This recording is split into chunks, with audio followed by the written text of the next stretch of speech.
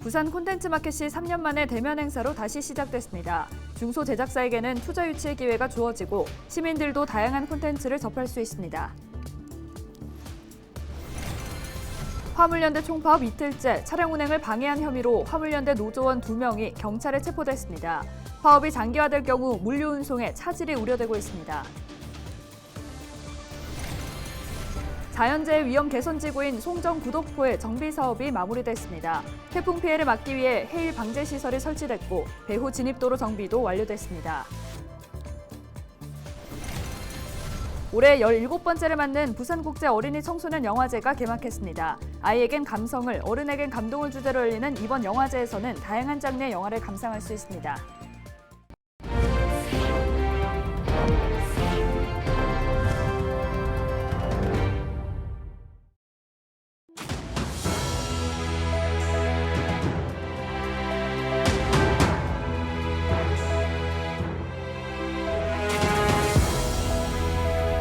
여러분 안녕하십니까? 헬로티비 부산 뉴스입니다. 방송과 영상 콘텐츠를 거래하는 장인 부산 콘텐츠 마켓이 3년 만에 대면 행사로 다시 시작됐습니다. 콘텐츠를 거래하는 장을 넘어 중소제작사에게는 투자 유치의 기회가, 시민들에게도 다양한 콘텐츠를 접할 수 있는 기회가 되고 있습니다. 차선영 기자가 보도합니다. 방송과 영상 콘텐츠를 거래하는 부산 콘텐츠 마켓. 코로나19 이후 3년 만에 대면 행사로 정상화됐습니다. 주로 드라마 등 방송 콘텐츠를 거래하던 시장이라는 틀에서 벗어나 올해 부산 콘텐츠 마켓 BCM은 드라마뿐만 아니라 웹툰과 애니메이션 영화, 게임 등 융합형 콘텐츠 참여 비율이 크게 늘어났습니다.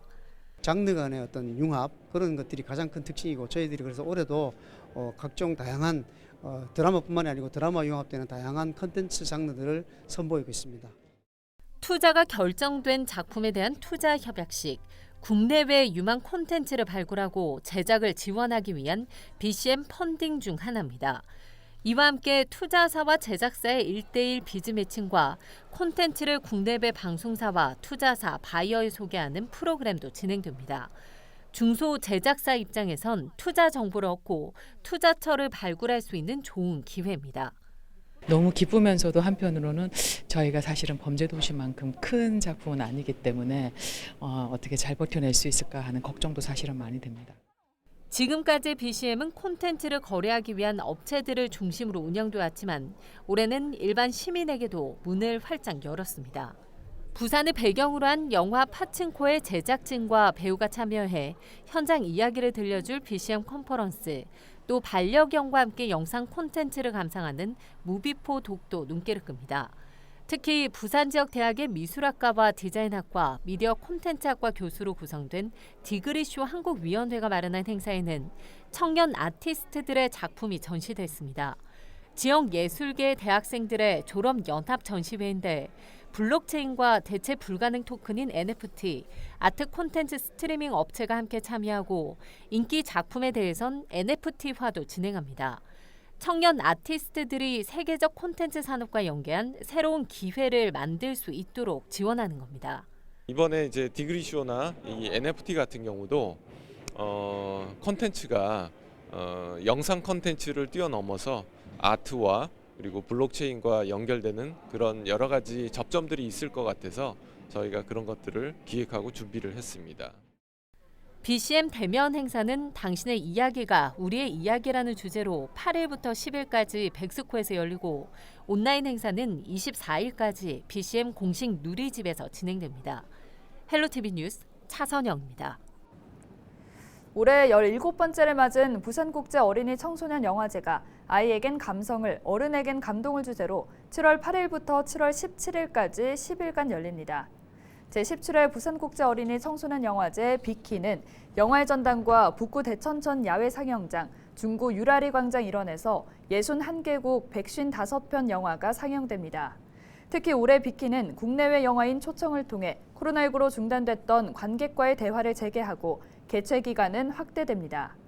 개막식에는 어린이 청소년 집행위원 비키즈가 다시 어린이 인권 선언을 발표하며 어린이날 100주년의 의미를 되새길 예정입니다.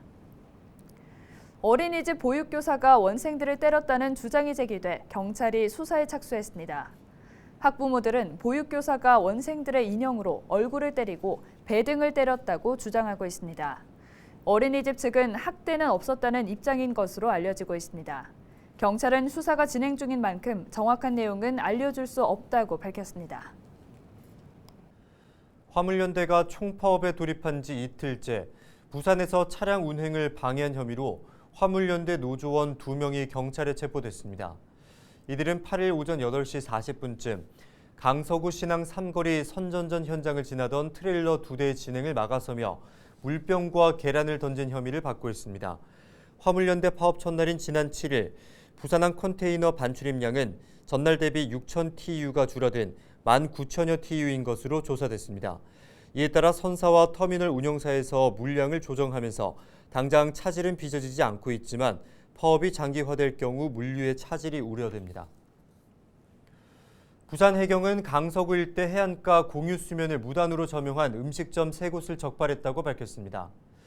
이들 음식점은 공유 수면의 허가를 받지 않고 목재를 이용해 계류시설을 만들고 음식을 판매하고 레저 영업 등을 한 혐의를 받고 있습니다. 특히 음식점 2곳은 식품위생법상 영업신고도 하지 않은 것으로 나타났습니다. 해경은 태풍과 장마 등으로 목재가 파손되면 2차 피해가 발생할 수 있다며 단속을 지속적으로 펼칠 예정이라고 밝혔습니다. 국토교통부의 철도재난 대비 불시 비상대응 훈련 평가에서 부산교통공사가 최우수 기관에 선정됐습니다. 이번 평가에서 공사는 원활한 메시지 전파와 영상을 통한 상황 관리 등에서 좋은 평가를 받았습니다. 특히 훈련 참가자들의 적극적인 참여와 사고 대비 능력에서 높은 점수를 받았습니다. 부산교통공사는 꾸준한 훈련을 통해 예고되지 않은 각종 재난에 신속하게 대응하겠다고 밝혔습니다. 강서소방서와 신호초등학교 학생들이 화재 대피 훈련을 실시했습니다. 학생들은 학교 화재 발생 시 대피와 옥내 소화전을 활용한 진화 방법을 배웠습니다. 또한 특수구조단 소속 인명구조견 유리와 충성이 화재 현장에 고립된 학생 2명을 탐색 구조하는 훈련도 병행했습니다. 8일 0시 기준 부산 지역 코로나 신규 확진자는 815명으로 나타났습니다. 지난 5월 25일 이후 15일 연속 세 자릿수 확진자입니다. 또 코로나로 인한 사망자도 발생하지 않았습니다.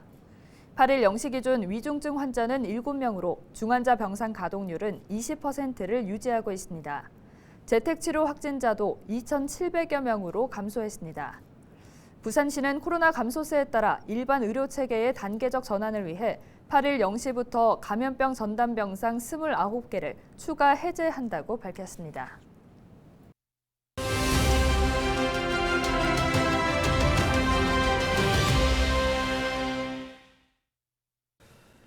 최근 극심한 가뭄 때문에 농민들의 걱정이 늘고 있습니다. 정부는 지난달 강수량이 평년의 6% 수준을 기록해 1973년 이후 최저치라고 밝혔는데요.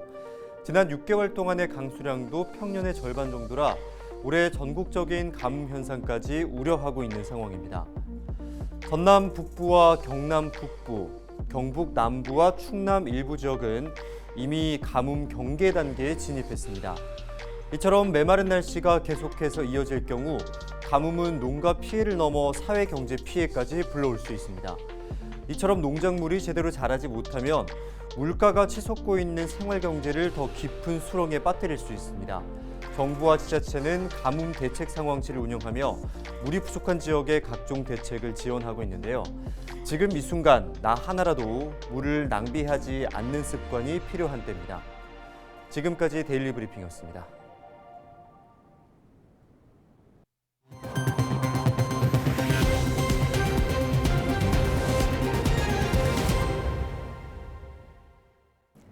하윤수 부산시 교육감 당선인 인수위원회가 8일 출범했습니다.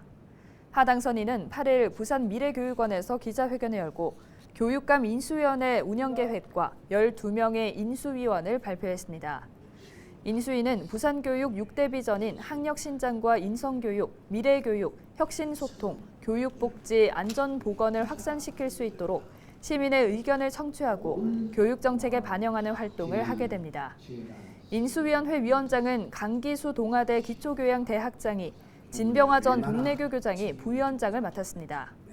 하윤수 당선인은 인수위와 함께 부산시 교육청의 조직과 기능, 예산 등을 파악하고 공약 사항의 재검토를 통해 공약과 비전을 정책화하는 로드맵을 구축할 예정이라고 밝혔습니다.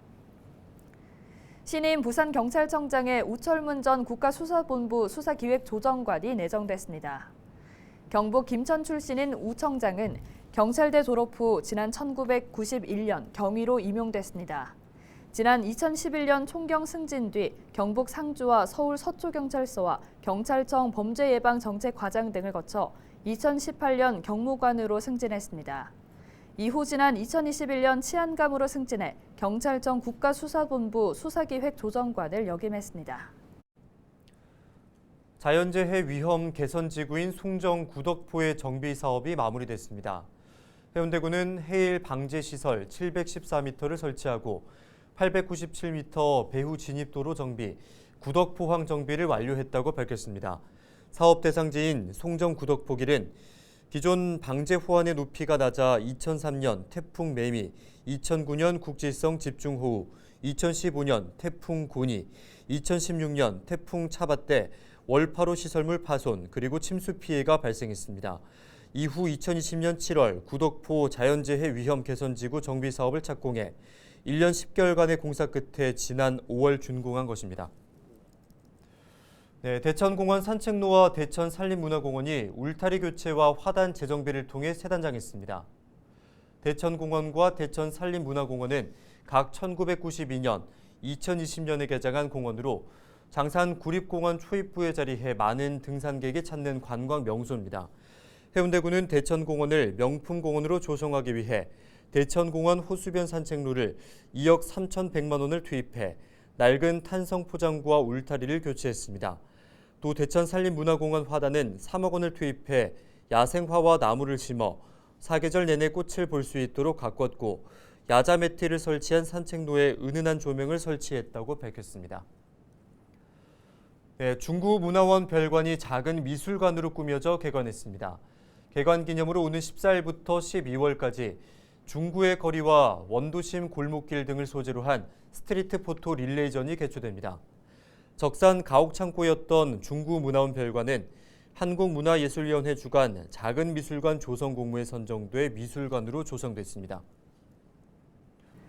부산 진구의 과거 역사를 되돌아보는 사진전이 구청 1층 로비에서 개최되고 있습니다. 이번 사진전에는 지난 1950년에서 80년대 부산 진구의 건물과 거리 등이 기록된 사진 31점과 영상 등을 볼 수 있습니다. 부산 진구는 과거의 기록을 통해 잊혀진 추억을 되새기는 기회가 될 것으로 기대한다고 밝혔습니다. 동구청은 마을 교육 활동가 다행복 코디 12명을 위촉했습니다. 코디는 다행복 교육지구 프로그램 지원과 홍보, 모니터링 등의 활동을 하며 소정의 활동비를 지급받게 됩니다. 동구는 다양한 교육 활동을 주도해 나가는 주민 리더로서 역할을 할 것으로 기대한다고 밝혔습니다. 오는 11일과 12일 제7회 부산 원도심 골목길 축제가 개최됩니다. 같이 걸을래를 주제로 열리는 이번 축제는 중구와 동구 그리고 영도구 등 원도심 4개 구의 명소와 관광지를 거닐며 다양한 체험을 할 수 있습니다. 이 기간 동구에서는 야외 방탈출 게임이 열리고 중구에서는 유라리 광장에서 용두산 공원까지 걸으며 다양한 음식을 맛볼 수 있는 걷기 행사가 준비됐습니다.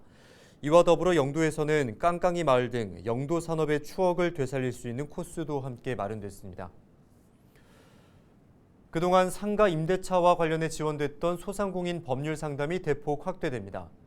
올해부터는 부산지방변호사회 전문상담위원을 확보해 폐업과 파산, 그리고 회생, 가맹점 분쟁, 불공정 거래 등도 상담 서비스에 포함됐습니다. 상담은 매주 월요일과 수요일, 금요일 사전 예약대로 진행되며 전화와 온라인 상담도 가능합니다. 또한 심의를 거쳐 분쟁 조정 비용 최대 150만 원, 소송 비용 최대 300만 원까지 지원받을 수 있습니다. 이상으로 뉴스를 마칩니다. 함께해 주신 여러분 고맙습니다.